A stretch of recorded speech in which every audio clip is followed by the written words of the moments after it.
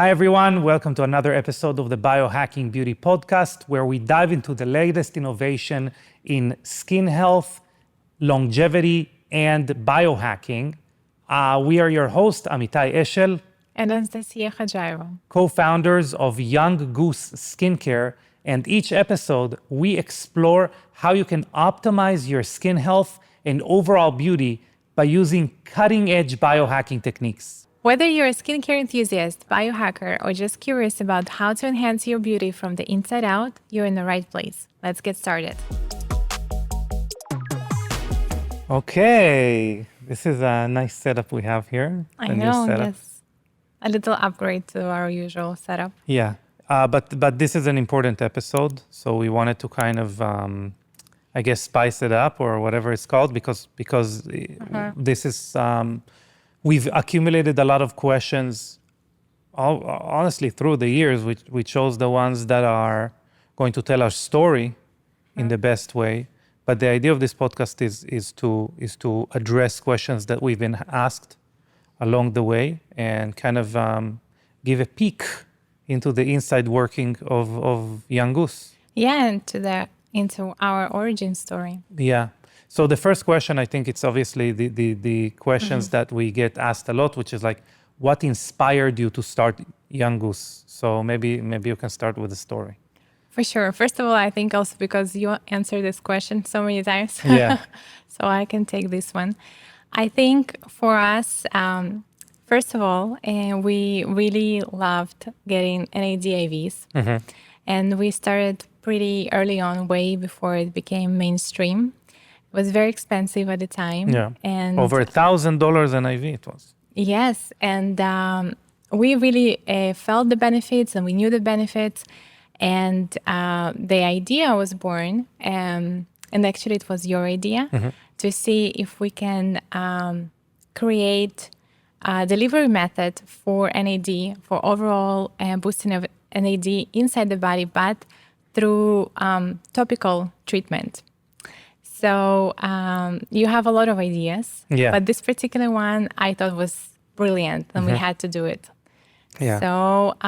So we tried. Yeah. So we really tried, and by the way, it wasn't us who tried. We went to a lab. Yes, we didn't. didn't try it in our kitchen. No. Yeah.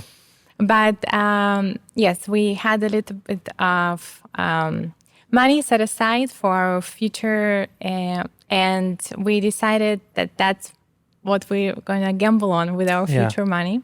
Well, future and present money as well. Yes. But so we delved into research, had multiple labs look into it. So many people told us that it's it's not possible overall. Like the idea of having NAD topically in a formulation, it's so difficult. It's not stable, and there was absolutely no data. It's not like playing with a more known ingredient. And so we persisted, and finally we got, sort of an answer that could maybe put a halt to the whole thing, but that for us it was a new beginning. So what we were told through research, it was shown that the skin really loves NAD. It lacks NAD, so it keeps it. So our goal was to pass the skin and give an overall boost to the body. Yeah. But it was not going to happen. So we made lemonade out of lemons. So we said, you know what? Then we're going to, since skin needs it so much, it keeps it, it benefits from it. Let's level up the skincare. Yeah. And it's true. I think from our past experience, from our past endeavors, we had the intuition into technologies that maybe aren't as popular at the moment, but we could kind of see what's going to happen in the future, what is going to be the next, what is really going to help people long term. And even though back then, we started research 2015, there wasn't a lot of interest even in NAD, right? We could see how it's going to grow. Obviously it's a gamble we took and it succeeded. Okay, Yeah.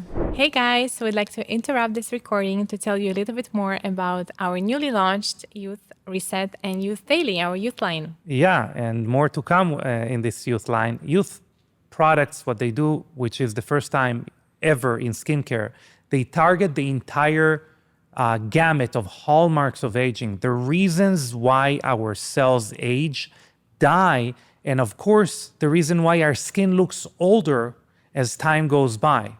We use ingredients that really are the essence of innovation, the first time NAD precursors, ectoin, ergothioneine, and of course, spermidine is used in skincare. These ingredients are really the next generation of skincare ingredients, which other companies are only going to use in about 10 years from now. So what does this mean for your skin? Yeah. So first of all, your skin's going to look plumper. It's going to be more radiant. You will also notice with prolonged use a more evened out skin tone, minimized pore appearance, and of course, it's going to be much more hydrated. Now, these are some of the benefits that you can see and feel about your skin, but you're also investing into longevity of your skin. On the cellular level, something that you might not be able to feel or see right away, you are improving it on a cellular level. Yeah, on a cellular level. And what we really are excited about is giving you those intangibles. It's when your skin is so radiant, other people are giving you giving you compliments. Hey, that's the best you've looked in a while. Or when you're going to a special occasion and people, mistake you for the sister of the bride instead of the mother and things like that. This is really what we're excited about. And as we said, this is our mission as a company, to innovate, and we're super proud for you to try and to feel what we've been working on for the last few years. Yeah, get ready for lots of compliments on your skin. Yeah, you can find it in younggoose.com. And of course, you can use the code podcast10 to get 10% off your order. So I'll read the second question. Okay, go ahead. What were some of the biggest challenges you faced in the early days of the brand, especially during the pandemic? Yeah. So we launched really, us and the pandemic launched together. And obviously that was very, very difficult because our entire game plan, our entire business plan predicated on us knowing a lot of practitioners. Yeah.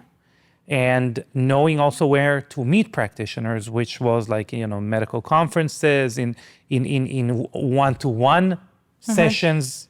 We needed proximity. We needed, we needed to be able to reach out and touch the person.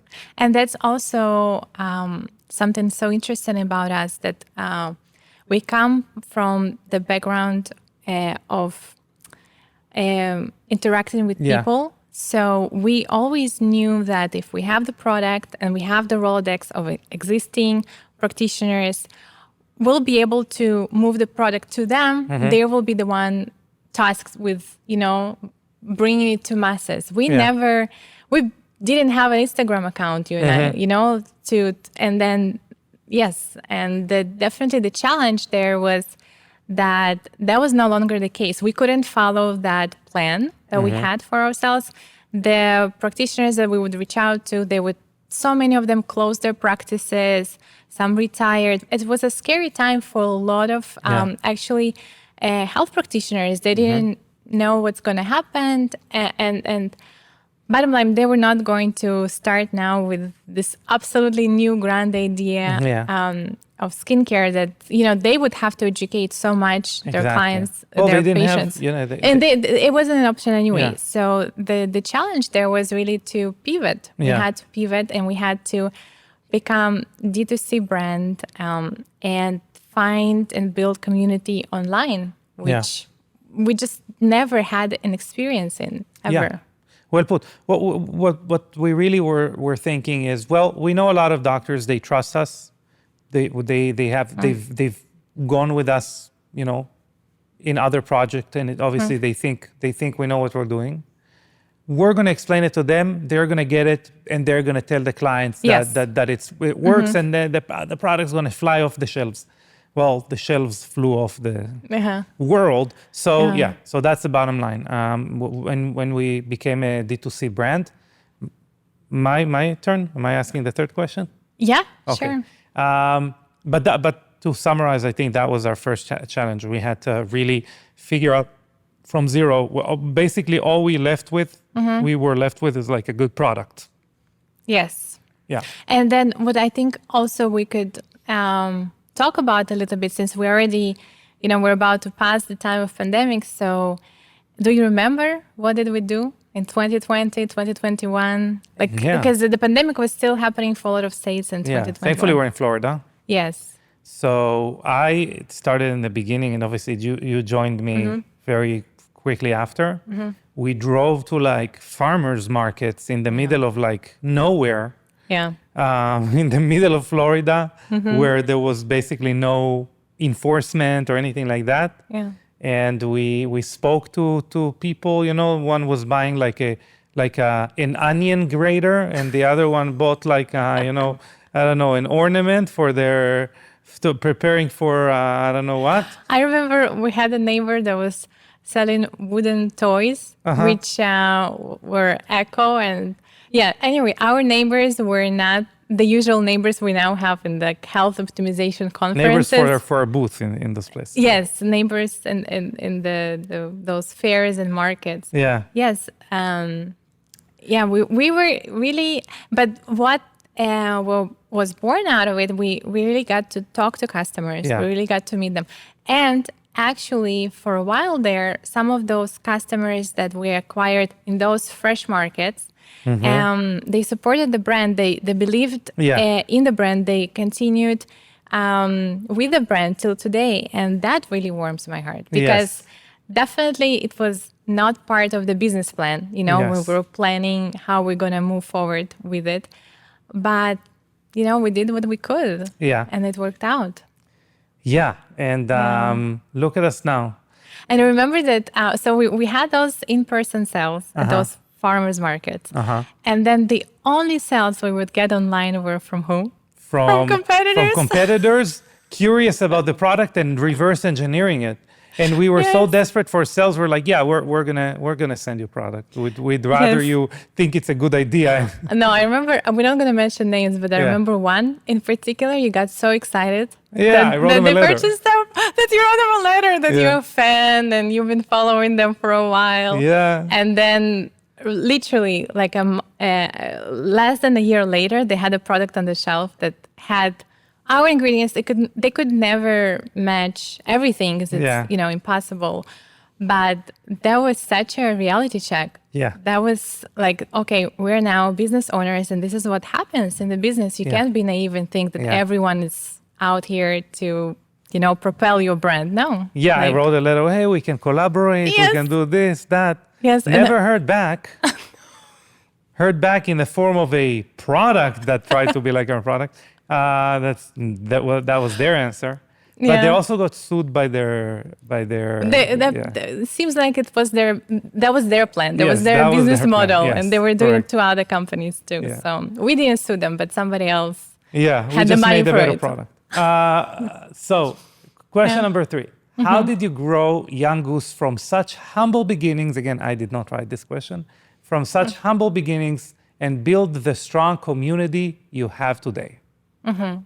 Well, we did have humble beginnings. And I think since this is, we decided to record this episode to give a little bit of a more kind of insider peek, into the Young Goose origins. I think it's worth saying that we're completely self-funded. Yes. Grassroots. If you don't like the company, then it is our fault. Yes. If you don't like a decision that was made, it is our fault. If anything, really, that's on us, good or bad. So the beginnings were very humble. Yeah. And they were humbling as well. Let me know. Yes. So how did we build the strong community we have today? And that's actually the the question itself also kind of answers how we stayed afloat. Yeah. It is through community. And what do you do when you don't have resources? Like, imagine that you started a brand, but you don't have the money for ads. Because I see it now left and right. And now we've also, like 4 years later, we've been to like business conferences and business calls where in think tanks where other brands try to peek into our mindset and figure out what did we do? How did we launch the brand? And they all get stunned that we didn't have ads. That's we didn't because we give them ads. bad advice. No, okay, but yeah, that's because, yeah. And the reality is we didn't have the money for it. Well, that's important. We did, but then we made a bunch of, again, we didn't know how ads work online. We hired like the wrong people. Yeah. I mean, it's like a movie, right? Like hired the wrong people, had bad ads. It was the perfect storm, yes. I guess we did try ads, but yes, I guess you could, first of all, with the very limited budget, second of all, it wasn't reaching anyone who would be interested in something that we had to offer, which we do have a very unique offer. Yeah.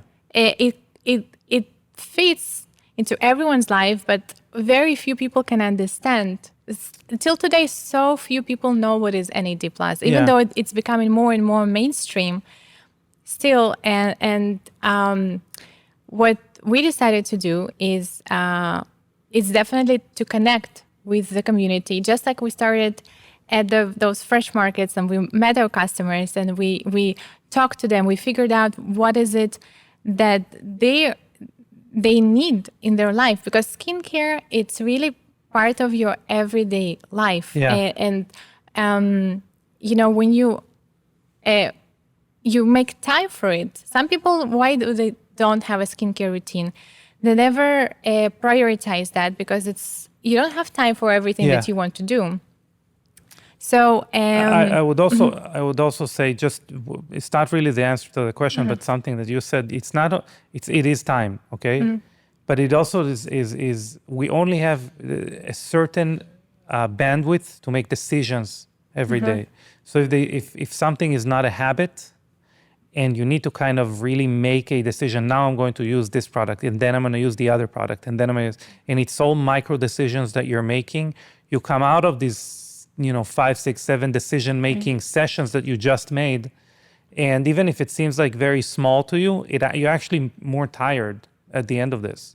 Yeah. So, and this is called decision fatigue, and we're, scientifically, you have about 25 decisions that you can make well in a day. So you just wasted 5 of them. Yeah. But the good thing is, the silver lining is that you develop a habit, and then that doesn't require that anymore.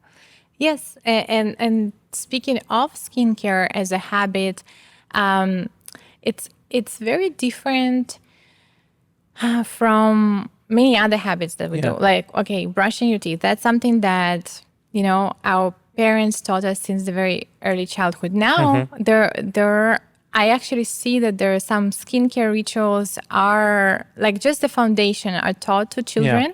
Actually, Dara, our dear friend and esthetician, master esthetician behind our brand, shared adorable video with her daughter, just doing the skincare routine together, and they're using the cleanser. And definitely for her 9-year-old daughter, you don't need more than the cleanser, But with skincare, what I was going to say is that if you already made it a routine, it's usually because most likely you're either unhappy with your skin and you want to change, or you want to preserve your skin because aging is happening or coming for you. And then if you don't see results, you get kind of discouraged to continue that. So I forgot the original question. Original was about how did we build a community? Yes. How do you grow such humble beginnings and build the strong community that you have today? So with our humble beginnings, what we alluded to is that, what we decided to do. And we actually talked about it earlier, that we thought the practitioners, health practitioners that are going to be selling our product, going to educate the customers. But then we realized we're not going with that business model. So we are going to need to educate the customers. Yeah. And how can we do that? How can we reach the masses? So then you had a brilliant idea that let's do a podcast. Yeah. And you have many, many, many ideas. And Yes, it's true. And I remember at first, this was kind of wild because we were struggling. We had so many loose ends, and it was a challenging time mentally, physically, financially. And I was like, oh my God, now we're going to have a podcast. But you recorded your first episode and you were brilliant. You were really, really brilliant. And I said, yeah, you know what? That is a really good way to educate our customers, because not everyone can do it, but you were doing it so brilliantly. And I felt more equipped to start an Instagram account and run our social media. And then the two together really is where we were able to meet and interact with people that became our brand ambassadors in one way or another. For years and years, we were word of mouth from exactly that. You would educate on the podcast. Sometimes you would do solo episodes. Sometimes you would invite a very interesting guest. And then we would channel that into our Instagram. And we really had a much more educational approach on our Instagram platform. So the stories, the posts, the videos, it was all education. We really rarely asked for anything, for the money. Only if we ran a promo with, was a place where we could notify people. And that didn't happen very often anyway. No. And it all fell into place. We started, we have all of our followers are, real followers. We never bought followers. And they Even though all, our first media manager wanted us to buy followers, you got to buy so followers. many people told us to do that. So many people, so many friends. Everyone's buying followers. So many friends told us, you know what you're missing? If you only bought followers, you would have such a much more credible Instagram account. And yes, I'm thankful to everyone that subscribed to our Instagram when we had 100 followers, 200 followers, 300, 400. Yes, it doesn't look very credible, but I'm so thankful. And we always had a party in our DM chat. We ourselves would answer DMs for years and years. And, people won't know that. But now you know. If you wrote us a DM a year ago, 2 years ago, 3 years ago. If you spoke to Kimberly, no, I'm kidding. We wouldn't do that. But I think... And I think another piece was when we could do conferences. I remember the first the first conference, the biohacking conference in the end of 2021, Orlando. And I think that was a real turning point. It was. Where, we look at each other and we're like, oh my God, this is our community. Yeah. And we want to live here. We don't want to go back home, basically. Yes. Granted, we didn't have a kid at that time, so. Yes. But that conference, and I've said it before to many people, I don't think I've ever said it on air. We're so thankful to that particular conference because we had brutal, couple of years prior to that, and there was so much uncertainty around whether the idea is great, the product is great, will it survive? Yeah. Because you still need to pay your bills, you still need to live, and again, being self-funded. And maybe some listener will be like, well, if you had such a great idea and you were financially struggling, why didn't you raise money? So maybe here we can also address that. What happens when you as a young brand, especially in a very vulnerable financial position, raise money? What happens? So that's a great question. Just on the subject of the conference, I think it was a turning point. We sold out in 2 hours. That conference. Okay, we'll return to my question that I paused, in the middle of us answering this question. Yeah. But that conference really uplifted us. First of all, so it was a 3-day conference. We fully sold out by second day. Yeah. We were taking just sort of pre-orders because we took a lot of merchandise with it.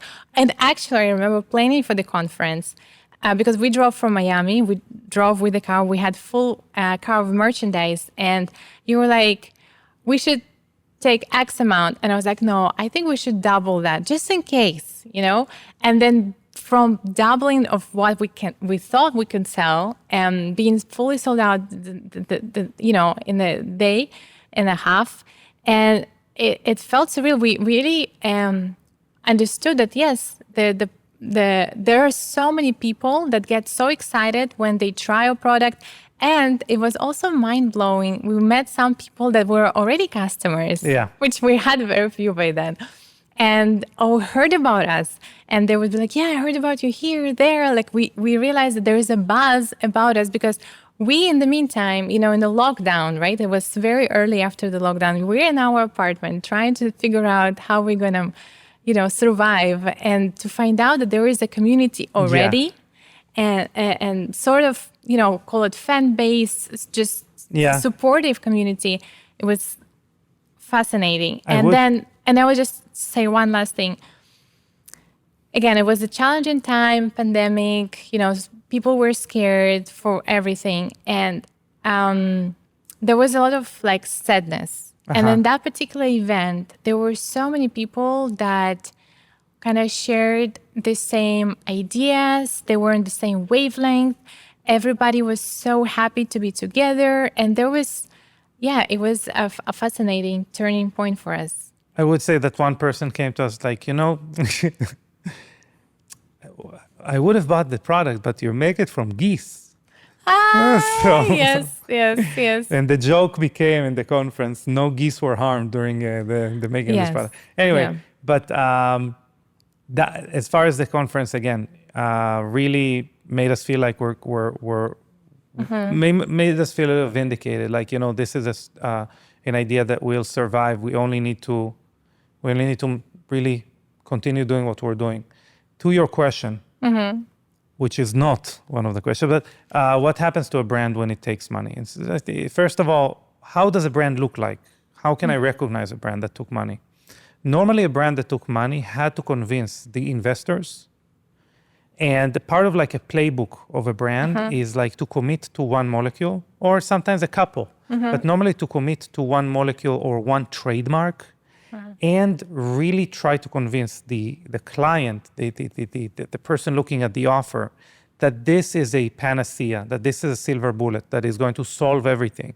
If you only apply this special ingredient to your skin that exists in our serum, in our moisturizer, in our eye cream, in our sunblock, in our mask, in our whatever, this will completely transform your skin. You don't need anything else. Here's, a very cherry-picked study that we made with 4 people.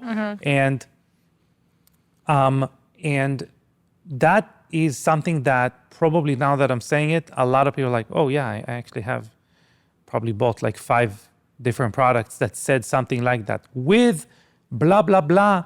I'm going to invest, I'm going to invent a molecule with IBD 69 and IBD 6. Yeah. But I will also add to that actually it is a business tactic, and people recommended us to do the same. Yes. Very reputable people. Very reputable people told us, you know what you should do?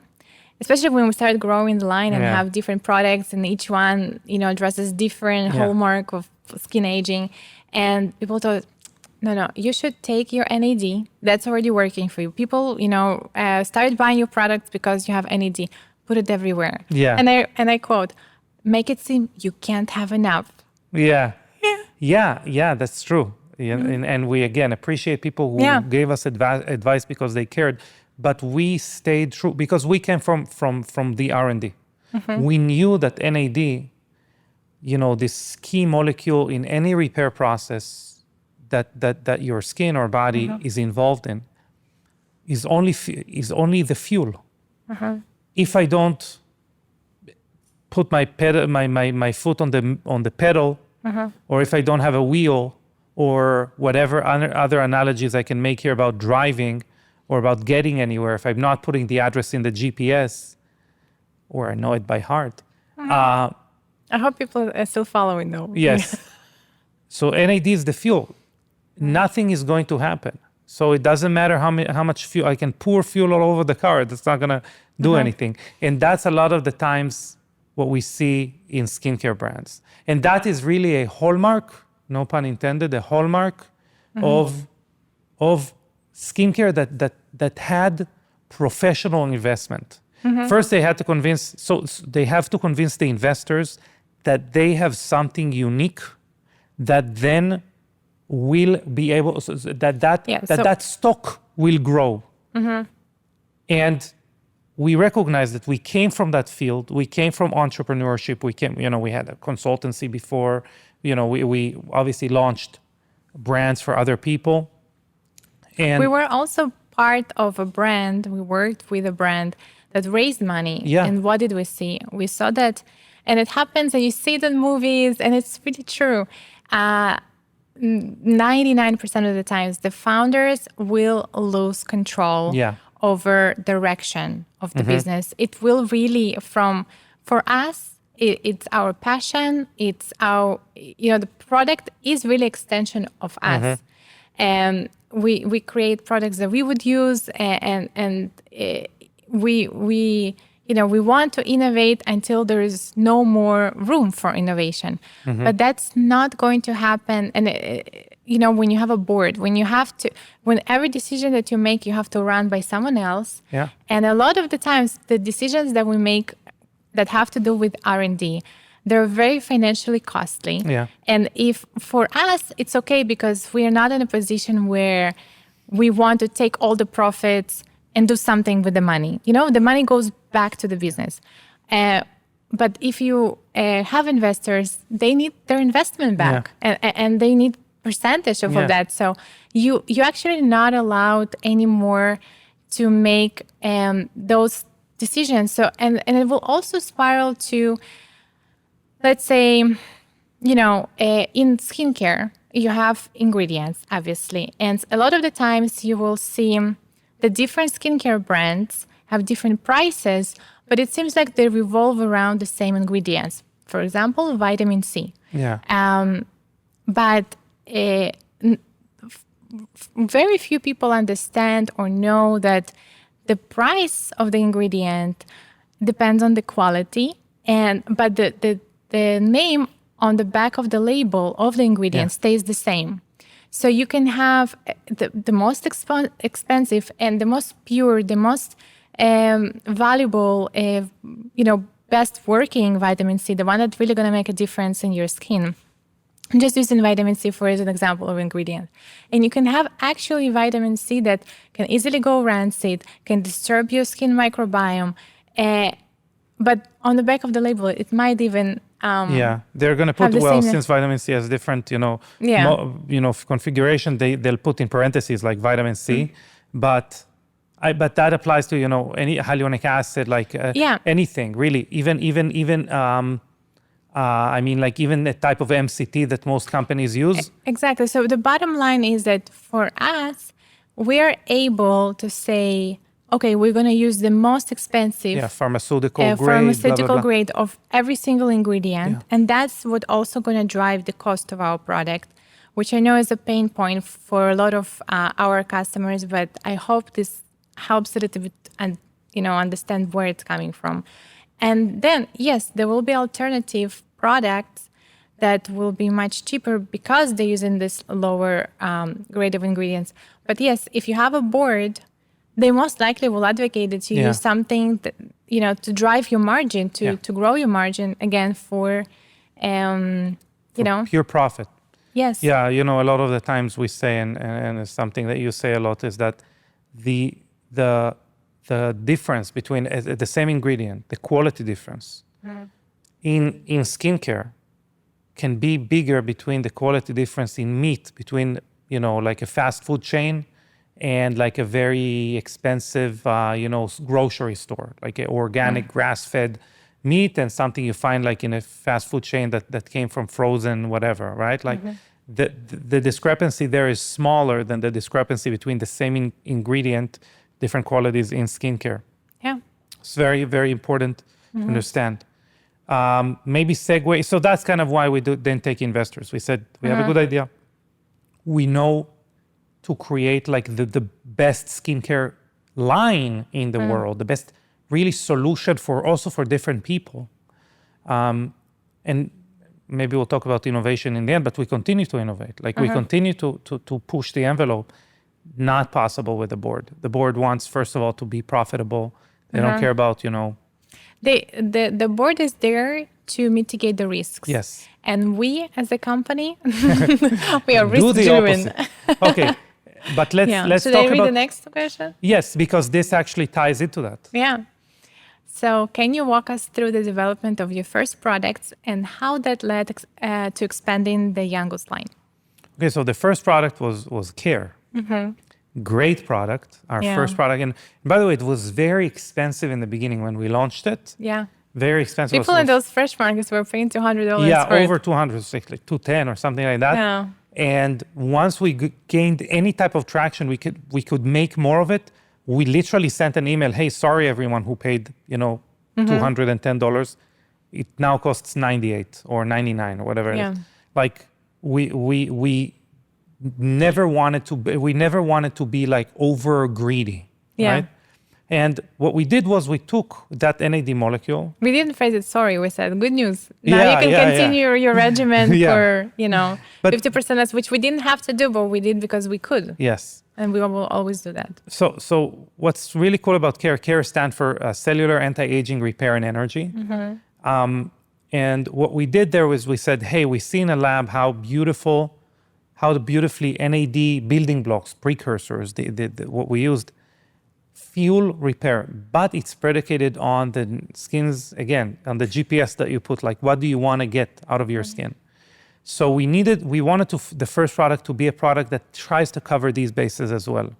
And we made a product that also fuels the kind of the regenerative ability of the skin, but also triggers to some extent as best you can with one product, kind of triggers that repair. And that was Care. It was focused on those NAD precursors, but maybe you can tell us how we continued from there. Sure. So after we, after success of Care, it was apparent to us that we should create a product for the delicate under eye area, and we educate that usually during in-person events, and I hope that the listeners that are listening right now that maybe didn't know learn something. But the area around the eye is much more delicate. It has thinner skin. It has very different challenges than the rest of the skin is facing. So it doesn't have the fat tissue that supports, and it doesn't have that oil gland that moisturizes the area. And so the eye care was extension of Care. It still had NAD precursors, but we used more lightweight molecules and smaller in size. And it was actually the first product for us that had GHK-Cu complex. That now we have in our extension line called Youth. And we also used neuropeptides. We used SNAP8 neuropeptides. So together, that product was able, and it still is, we still have both. We have a fan base, that's not going anywhere for those products. But the eye care actually, so with Care, when you would start using the product, you would enjoy the texture, you would enjoy the hydration, and over time you could see improvement. And we have so many beautiful testimonials and before and afters. But with eye care, because of that SNAP8 peptide, you actually had a little bit of a faster effect that would take place. Like you could actually, most people could actually see like softening of the lines sort of instantaneously. It is not like huge dramatic difference. It is by far not like a product that you could try in the mall or something. That was the unique about that product. And it's crazy because over time the results were pretty dramatic. But at least, I equate it to something very cool about going to the gym and lifting weights is you get a lot of rush of blood to your muscles. So you get a snapshot to the future. You're like, I look like that now. By the time I get home, I'm not going to look like that anymore, right? The blood kind of, But that kind of pump that I got, I know that if I'm going to continue to work out, I'm going to look like that, just getting out of bed. And this is something cool about eye care, that you could see it having an effect, and you understand that this is compoundable. There's also a fraction of people that would kind of sort of feel either cooling or heating. Like, it's funny that with this one product, people could feel different sensations depending on how your muscles react to that signaling. And for me, for example, I feel a little bit of heating. You don't really feel anything. And we have so many people that, like in conferences, that we tried and they were like, oh, it feels cooling. I'm like, wow. Yeah. Huge difference by how people perceive it. Okay, so maybe, a few words about where we went from there. I mean, we now have like 17 products, and we have professional products for professionals only. So I think it's hard to put it in one word. But I know, I was going to say, well, this is like years. First of all, I want to mention two things. I'm going to mention the youth line, the line that we've just launched now, very recently in the last year, that really took, again, what is now on the forefront of longevity science, of pro-youth. We don't like the word anti-aging anymore. Pro-youth, youth promoting ingredients. And we do use ingredients there that are world first. I think predominantly, a product that we're still the only ones using is spermidine, which is really the number one, proven to be the number one most powerful pro-youth molecule you can use right now on any cell, really. But also other things like ergothioneine, which is the active ingredient in lion's mane. But by now there are other brands who use it, or Ectoin, for example. And of course, peptides like GHKCU and some other neuropeptides more advanced than SNAP8. So I'll just mention that's kind of the evolution of it. But it also has the NAD precursors, right? So we're always on the cutting edge of what is the most effective. We're going to have we're going to start working on it like today. We're not going to wait 2 years until, people are tired of whatever product we have leading now. No.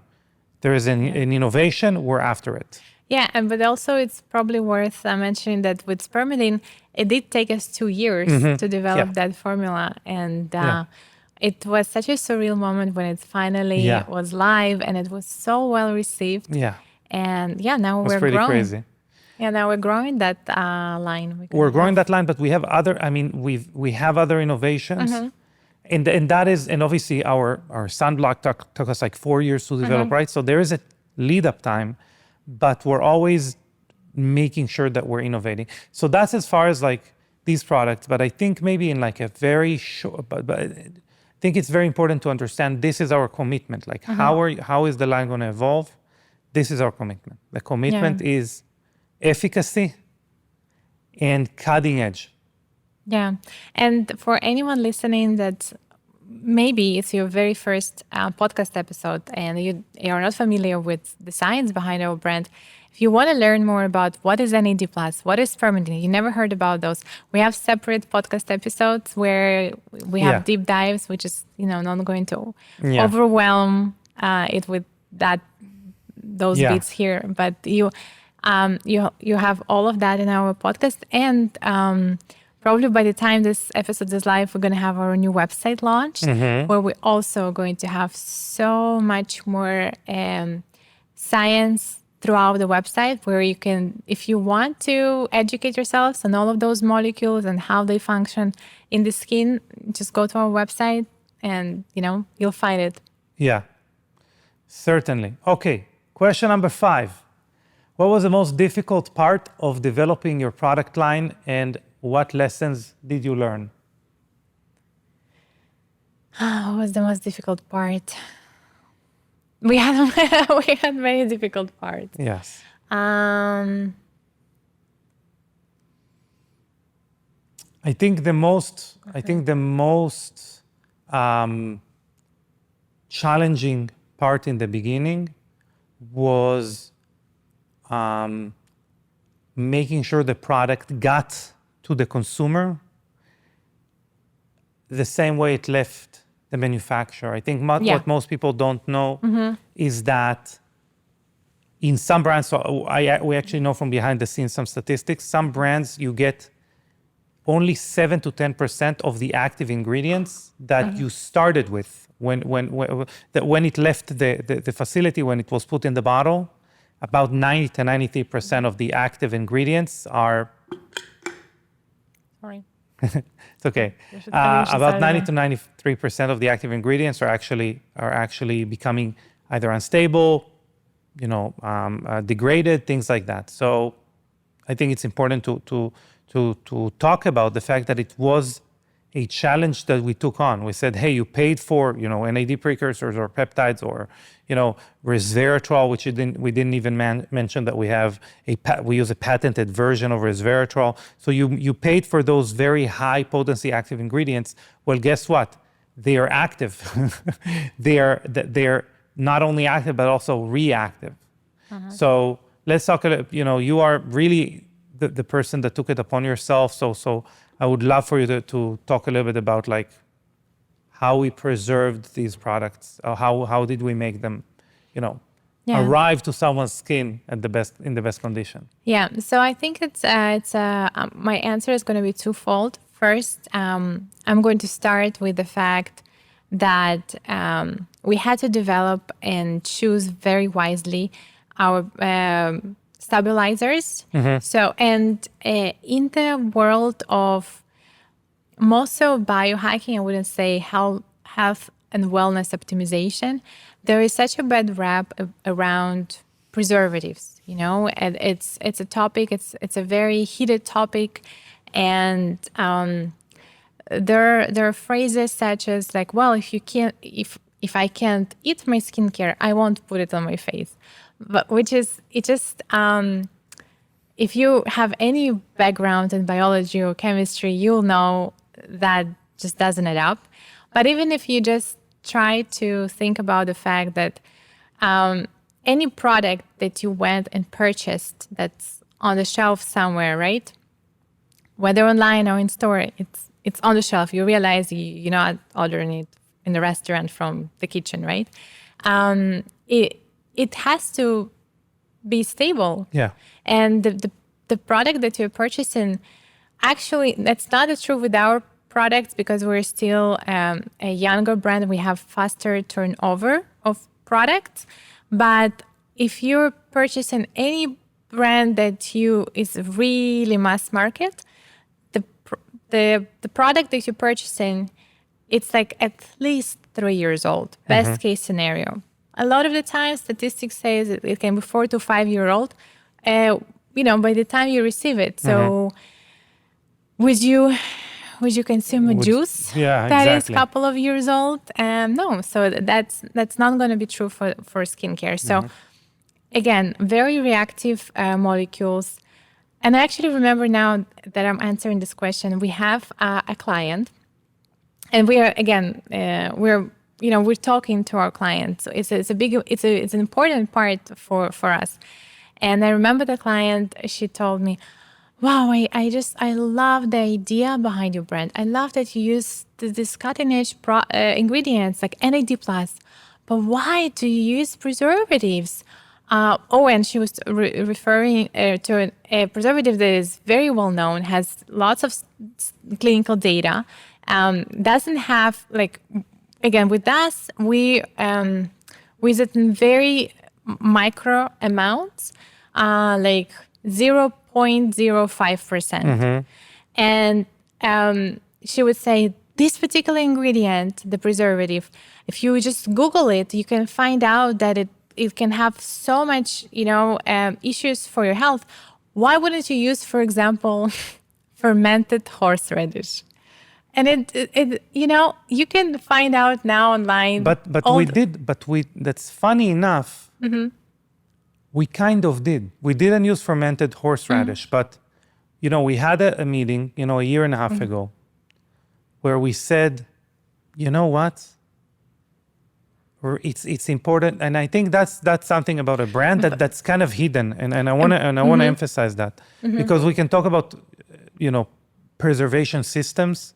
This could be its own podcast series. Well, I do think it's important that we address it in this episode, since But we'll have other episodes to dive deep. But I want to give something about the characteristic of the company, where the company said, which obviously is us, and by now people who work with us, for us, that we sat down and we said, this is important to our clients. This is a conversation that we have with clients that we cannot get through with a type of like trust me type of mentality where we make the best decisions for you, because there's this environment is full with people that recommend horseradish juices and extracts and all of that, and tell you that you should eat your skincare and stuff like that. So we went back and we said, you know what, we maybe would have to, the R&D labs, they work, 9 to 5, 5 days a week. They don't, they have time limits. We said, we're going to have to push some stuff a little bit further down the road, down the pipeline. But we are going to develop a preservative system that is really made out of, by the way, out of flowers, which I think is pretty cute. But it is. But so that's about like our preservation systems. And again, like if anyone wants to, we have a podcast about like the problems that we have with people claiming about clean skincare, what we call clean washing. We have a podcast about, specific ingredients and, how they should not be used in skincare, like ascorbic acid, vitamin C, because it actually kills skin cells and actually ages you. But I think it's a good idea to stop and to say it's not only about the ingredients. It really is not, and that's why I was saying that there will be a second part of answering this, how we went about solving the preservation, making sure that the formula reaches our customer the same way it left the lab.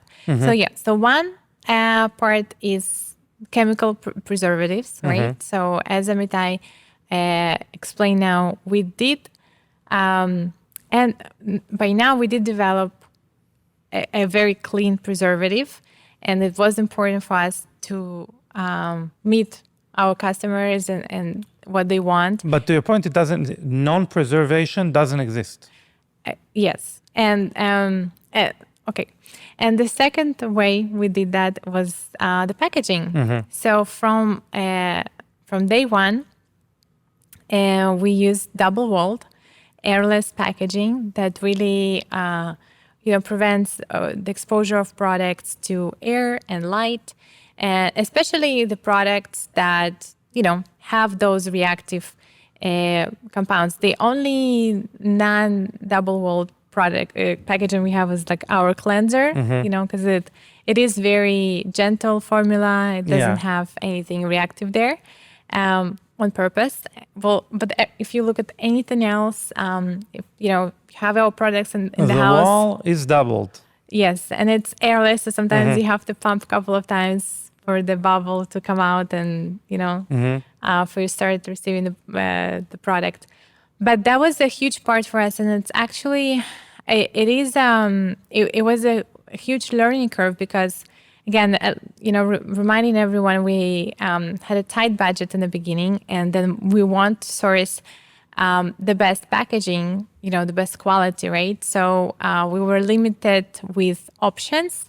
I know now people can, you can see that our packaging is improving all the time, and it's a little bit more luxurious, because now we can afford to go and source out of all over the world, and we find the best. In the beginning, we just had to use what's available here in the States, and it was a little bit limiting. And more packaging evolutions are coming. That's whether it's annoying or not. I don't know, I don't know, to be honest, if the consumer is annoyed by it. I hope that they look at it as like a new collection of packaging, like, you know. Yeah. But I maybe Limited this is the edition, that's moment I want to thank our customers for sticking by us while we're figuring out those moments, because I know in the beginning we used chrome packaging, and unfortunately the printing didn't stick very well to the walls, to the chrome color, and some of the paint could like bleed out, and you know, you would lose some of the letters out of the packaging. And all of those moments, we never took it as like, oh, it's okay, we'll just keep it this way. Yeah. Like, we then went ahead and, you know, ordered the new packaging, sourced it, and it was a lot of work in the background. I hope that the new look of the packaging, you enjoy it. You know, you see that we're moving towards better and better each time. Yeah, amen. So the next question. By the way, yeah. So maybe we'll leave it at that. It was great. The next question is about the youth line, which we've kind of touched on it before. We've heard about the youth line. Can you tell us what makes it so groundbreaking? Because we do get it. Oh, so what's so special about? So I think to answer quickly, go ahead. No, I was going to say that I think really, you know, what's groundbreaking about it, that's the only products in the world that have spermidine. And spermidine itself is very groundbreaking. Yes. It's like the only compound that addresses all 12 hallmarks of aging. Yeah. Simply put, it ignites autophagy in your skin cells, so it helps cellular renewal. But then it just, you know, does so much more. I agree. And just as a nice anecdote, the person who got a Nobel Prize for autophagy, for, you know, discovering mechanisms around autophagy, it's 2016. I mean, less than 10 years ago. Yeah. This is how recent the technologies that we're dealing with are. Although NAD, the same thing about NAD could not be said, because the Nobel Prize was won in the 1920s, so 100 years ago. But we, you know, in one sentence about the youth line, because I love it so much, and we've poured our everything into it. It is the first product line in the world that deals with the 12 hallmarks of aging. So with the entire, you know, everything that causes cells or drives cellular aging or skin aging in general. Okay, but next question. You want to read the question? Sure. What's next for Young Goods? Are there any innovations or goals you are excited about? Okay, what do you say? So I think what's next, well, one thing is staying constant, and it's always next for us. That's the innovation. Yeah. We're going to keep pushing the envelope. We're going to keep innovating. We already have so many innovative products with new ingredients in our pipeline. 2025 will be very interesting. Innovative. Follow along, stay tuned. And then another big focus for future of Young Goods is sustainability. I think also since becoming a mom, that it has always been important for me, but since becoming a mom, it's so much more important. It's just part of everyday thinking that we want to preserve this place for our children. We want our children to live in a better place. So, being eco-friendly, being sustainable, it just is more important for us. Yeah, 100%. Another innovation, which is not really products, is, I really believe the first true personalized skincare test in the world, which is a metabolomics test, the first skin-specific metabolomics test, first diagnostic tool to measure the health and needs of the individual person that's taking that test. It's a blood test for the skin. It's a dry blood. So that you drop a drop of blood, you send it, and we're going to launch it, pretty soon in 2025. And that's going to be the first time we're going to have a window into someone's cellular health, and to tell them, hey, you really are lacking on, in NAD, or really vitamin A, like bioretinol would really be the product for you, or you should wash your face more. No, that we cannot do. But the specific ingredients we're going to be able to tailor algorithmically too. It's not like I'm going to have to look at every test. A professional would need to look at a test, but we would be able to tell a person, this is what you're lacking, and this is how we fix it. And if you come and measure it again, whether you're going to look at yourself in an old photo, and then in the mirror 6 months later, or if you re-examine yourself 6 months later, if you do another blood test, we can show you the difference, how we basically mitigated aging through that, which again, it's another world first that we're gonna do.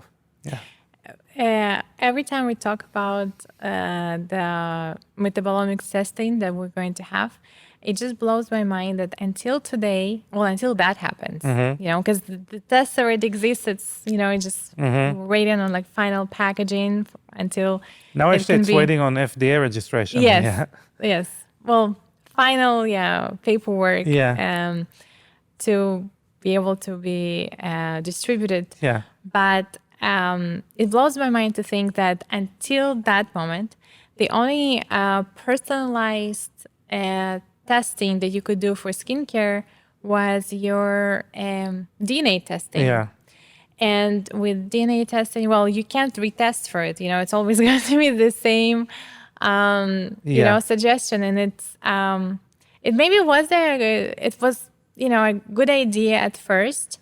It's good to know your predispositions, I guess, but you could definitely, it doesn't take into account your lifestyle, where you live, what do you do for your skin. It's literally what, based on your genome and just your predisposition. So to be able to see in a real time, what is it actually your body needs, your skin needs, and to be able to then act on it and then retest to see if that worked, that just, it has never been done before. And if we talk about numbers, a metabolomics test is over 8 times or 8.6 times more accurate than a DNA test as far as being able to move the needle.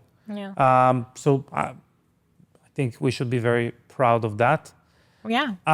Expansion, global expansion, because a lot of people are getting packages shipped across the world. Thank goodness for that double-walled packaging. But how do we plan to do that, Anastasia? So it's probably one of the number one asked questions when we look at customer service emails and DMs. People from all over the world, when are you going to be in Australia or in Italy or, so-and-so countries? And while we do ship worldwide, finally we're narrowing down on our distribution partners. It has been work in progress for a long time. We're taking it very seriously, but we are going global. By now we have Mexico and Norway. And soon we're gonna open distribution in Europe as well, and some more to come. But we're working on it. We promised that we're working on it. We just wanted to find people that we're aligned with, and that takes a while. It really does. Yes. Thank you so much for tuning in to this episode of the Biohacking Beauty podcast. We hope today's conversation inspired you to take your skincare and health journey to the next level. If you enjoyed this episode, don't forget to subscribe, leave a review, and share it with someone who's passionate about biohacking their beauty. Follow us on Instagram, young_goose_skincare for more tips, product updates, and exclusive content. Thanks again for tuning in, and we'll catch you here next time.